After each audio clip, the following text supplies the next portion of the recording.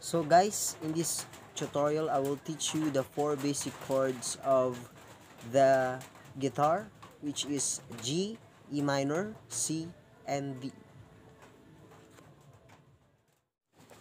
For our first chord is D. So let's start. Our first finger is in the 2nd fret 3rd string. Our second finger is in the 1st string 2nd fret. And for our last finger or third finger is in the 3rd fret 2nd string. So let's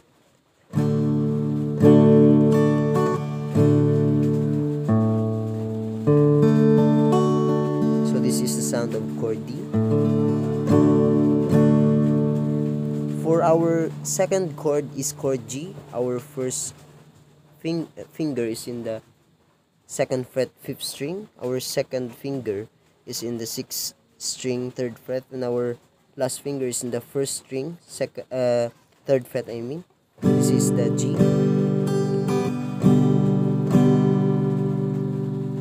For our third basic chord is E minor. Our first finger is in the 2nd fret 5th string, and our second finger is in the 4th string 2nd fret.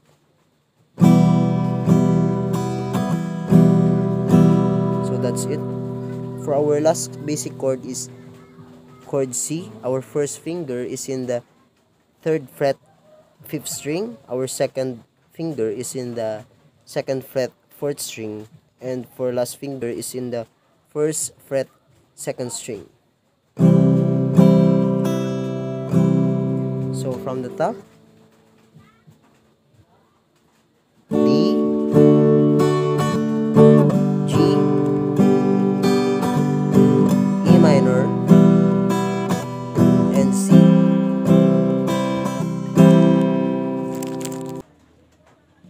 So that's it, guys. Thank you for watching this tutorial, and don't forget to like and share, and also subscribe to my channel to for more videos. So thank you.